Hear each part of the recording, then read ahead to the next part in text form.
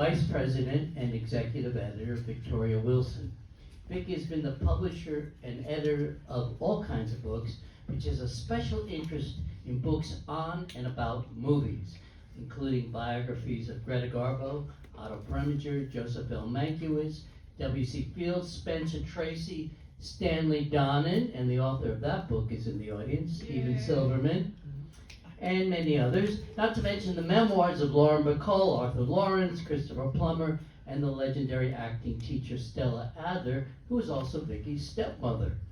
And by the way, Vicki has also edited 4 biographies by our friend James Curtis. The latest, Buster Keaton, A Filmmaker's Life, was just last week optioned as the basis for a new miniseries starring Rami Malek. And coincidentally, a little plug, Vic, if you don't mind.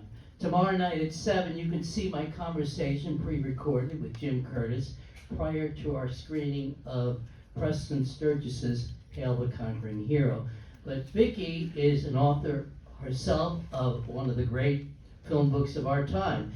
The subject of her own book is the reason she's here tonight. The first volume of her acclaimed Barbara Stanwyck biography, now in paperback, covers the actress's life and career through 1940. Vicki is now working on volume 2, and we can't wait. And we're going to have a series, Stanwyck series, when you finish that. Please welcome our great friend, Vicki Wilson.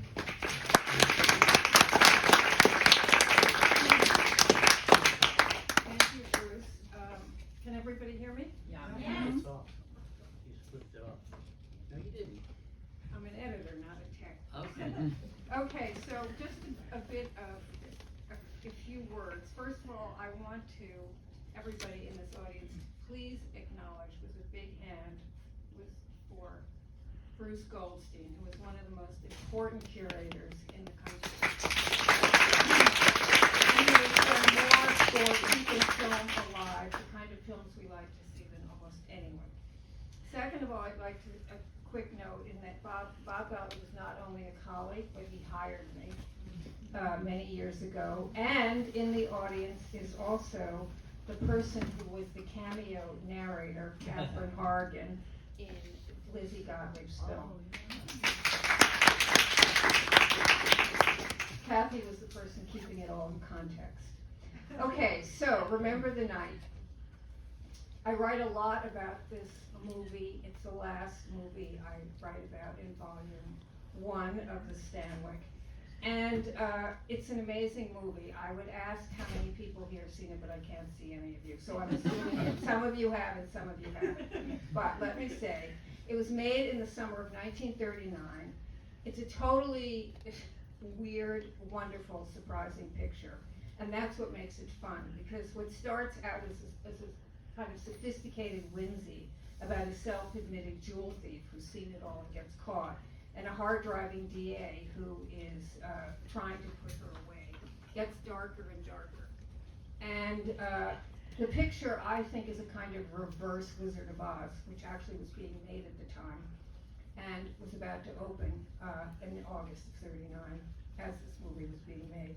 Instead of starting in the dusty black and white landscape of Kansas, the picture begins in New York, not exactly Oz, but where anything is possible. The story leads us back towards a simpler Midwestern life, and it is Sturges' genius to come up with a title for the picture with an ellipse, and to dare to title a picture From a Night of Illicit Sex. And it's outrageous, and of course Preston Sturges gets away with it, as well as the scene itself. What's interesting about this picture is how these 3 people, director, star, and writer, came together at a certain point in each of their careers, and what happens as they all work together and beyond. Now, Mitchell Lyson, let me just put my glasses away and sort of pull myself together here. Talking to the mic. Okay, but you don't need to hear that I'm putting my glasses in my pocket. Okay. Mitchell Lyson is one of Paramount's leading directors. Each of Lyson's 15 pictures had been box office successes. He was in great demand with actors. He was Paramount's answer to George Cukor, and his pictures were considered equally elegant. Their light touch was compared to Lubitsch, their charm to Capra. Lyson wanted Barbara Stanwyck for the part of Lee Leander, the jewel thief in this movie. He felt the part was totally written for her, and of course it was, even though it wasn't. As he had wanted her for two previous pictures, Midnight with Claudette Colbert, and Swing High, Swing Low, which was a remake of a movie, The Dance of Life, but it was also based on play Burlesque that Barbara Stanwyck had starred in on Broadway in 1927, and it had made her a huge star. So I think Lyson is one of the great underrated directors. He was a former costume designer for Gloria Swanson, DeMille, Mary Pickford, Douglas Fairbanks. He was trained as an architect. He designed his own house. He even designed the Palm Springs Racket Club. So when this movie is made, he's just made Midnight from a Wilder Brackett script, and before that is Easy Living, which I think was just being shown here, with a script by Preston Sturges from a story by Vera Caspary. Both screenwriters, Wilder and Sturges, were driven mad by Lyson's choices to cut scenes that Wilder thought essential and drop Sturges's fast lines. Lyson became bored with costume design and went to work for DeMille. And he worked for DeMille for 12 years, working on some of his most stylized pictures. Lyson went to work for DeMille when he was 21. And when he left working for DeMille, DeMille had to hire 10 people to compensate for the work that Lyson had done. And right after, Lyson started directing his first picture. Now Lyson, I think, has a great eye and a wonderful way of telling a story. Preston Sturges and Billy Wilder each thought Lyson had absolutely no sense of humor, though both men, I think, were unhinged and dismissive of Lyson's work because of Lyson's very open homosexuality, which in 1939 was quite daring. Wilder called Lyson nothing more than a window dresser, and felt Lyson was more interested in the clothes and look of his actors than the story and or nuanced scenes that Wilder had written and felt were essential. But actresses loved working with Lyson because of the way he worked with them and the way they looked as a result of his eye. Lyson favored his female stars. He was attracted to strong women, women who were audacious, who didn't play by the established rules, but who made their own, such as Claudette Colbert, Irene Dunne, Jean Arthur, Carole Lombard, and of course, our very own Barbara Stanwyck. And it's true that Lyson was interested in the look of the picture, and Stanwyck looks spectacular in this picture. Sexy, shimmering, alive. And as you're watching, note that throughout, Fred McMurray, who looks very well dressed, is in fact wearing Mitchell Lyson's suits. Lyson wanted him to look a certain way. McMurray didn't quite have that look, and Lyson put it on him. So be aware of how Lyson tells the story. The picture comes to a dead stop minutes in when actor Willard Robertson, who is playing a two-bit defense attorney, puts forth a totally nutsy defense about how and why his client suddenly comes to take the dazzling bracelet. It's a brilliant scene and totally cuckoo, and Robertson puts it over perfectly. And as an aside, Robertson actually was a lawyer and worked at one point with the Interstate Commerce Commission. And then again, note how Lyson slows down the storytelling once they get to John Sargent's house with his mother, Beulah Bondi, and Aunt Emma, Elizabeth Patterson, etc. It becomes a kind of American sampler, a picture of atmosphere, where family, love, constancy, tradition, and care are seen as the impetus to change and the way to redemption. And then there's the magnificent scene with Stanwyck and Beulah Bondi, which you will see, after the New Year's Eve barn dance. The scene is nuanced. Here, Barbara is at her absolute best. Stanwyck turns her back to the camera, and the silence in the scene is as shaded as speech. It's Stanwyck at a great moment, a beautiful scene and a beautiful finish. Sturges and Lyson, I think, are an interesting combination of sensibilities. Sturges wrote comedy with flashes of feeling and warmth, and Lyson directed pictures that were warm with bursts of comedy. Sturges believes, though, that Lyson threw away lines that he should have held on to and kept lines that should have been tossed. Now, Stanwyck has just turned 32 when this picture is made. 32. She's made almost 40 pictures. She's worked with Capper in 4 pictures, Bill Wellman in 3, I'm not going to name them, George Stevens, W.S. Van Dyke, John Ford, King Vidor, DeMille, Reuben Napoleon, and she's only 32. She's newly married to Robert Taylor. She's received her first Academy Award nomination for Stella Dallas. She's left her agent, my nose is running, Arthur Lyons, for Zeppo Marx, and one of the ways he changes her career centrally is to urge her to go from high drama into comedies, which she resists, but he pushes her into it, and she relents, and she, of course, is brilliant at it. This is Stanwyck's first picture with Mitch Lyson. They make another movie 11 years later, a very interesting, weird movie called No Man of Her Own. And this is Stanwyck's first picture with McMurray and her first picture with Preston Sturges. Now, I'm almost done.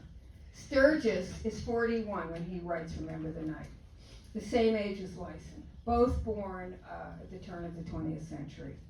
Sturges has worked in varying capacities on 22 pictures, most of which he's been fired from. He's written one previous original screenplay, which other than Remember the Night, The Power and the Glory. He's written screenplays, written dialogue, contributing. He's been a contributing writer on the 20th century and the early imitation of life. And here's where I think Sturges' talent and art come through. Sturges had grown up in a world of privilege, not simply money, surrounded by artists, cafe society who found large sums of money for their art, and millionaire benefactors to underwrite it. Sturges' upbringing, chaotic but enchanted, took place in Europe part of the time. His mother, Mary Dempsey, thought of herself as Italian princess. She befriended Isadora Duncan.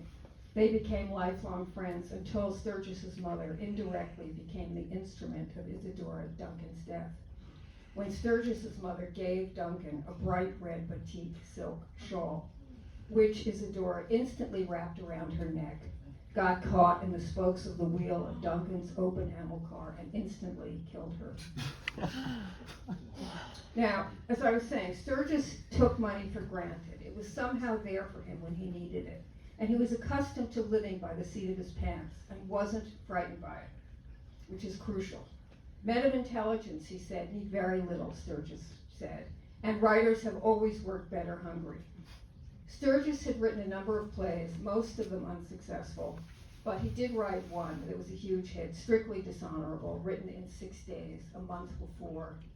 It was produced, it opened a month before the stock market crashed, and it ran for 2 years. And Brooks Atkinson called the play a perfect comedy. The play made Sturges one of the most acclaimed playwrights of the moment and made him as well $300,000, which is more than about $5 million in today's money, which of course he quickly spent. Now, Barbara loved Sturges' script. There's only one thing I want, she said, a good story. I don't care about clothes or production values or the rest of those things. And the combination of Sturges and Stanwyck is essential in what makes the movie work. Now, Sturges' genius is to be both high and low, never middle class. He had what few screenwriters had. He was upper class and Europeanized, elegant and sophisticated. He could be colloquial and slapstick without ever being vulgar. He could take slang and the vernacular and give it panache, energy, wit, and brains. Sturges is high elegance and high sophistication at the same time that he is banana peel low. And Stanwyck, as an actress, is freed up by it. So this is a pivotal picture for both Sturges and Stanwyck, actually at the hand of Mitchell Lyson. Lyson directs Arise My Love and Hold Back the Dawn, both scripts from Wilder and Brackett. And Wilder and Brackett Wilder decides that I don't know if I mentioned Hold Back the Dawn. And after that, Wilder decides that he's had it and he is going to become a director. And Stanwyck goes on to the height of her career. She makes Meet John Doe, and then having worked with Sturges, who loved what she did in this picture, he said, I'm gonna write a comedy just for you, and he does, and it's an almost perfect movie, and Stanwyck is at her sexiest and most sly in it, and it's the Lady Eve. And then Stanwyck goes on and works with everybody, and that's volume 2 of my book. So you have to read that. But of course, I'm not done, almost done.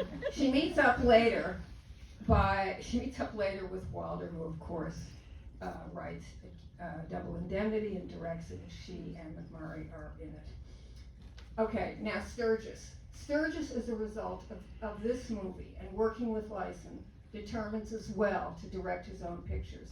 And goes on, he must have been totally pent up, and goes on a directing binge.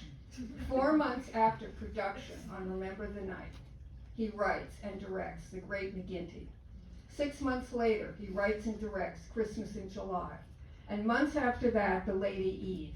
5 months later, he makes Sullivan's Travels, which he also produces. And months after that, The Palm Beach Story, which is the nut of the great work of Preston Sturges, and then after that he turns a sharp corner, and that's for another night. This picture is indeed a galvanizing point for both writer and actress. The picture is a surprising romp and great fun. I hope you enjoy it, and here with an ellipse is Remember the Night.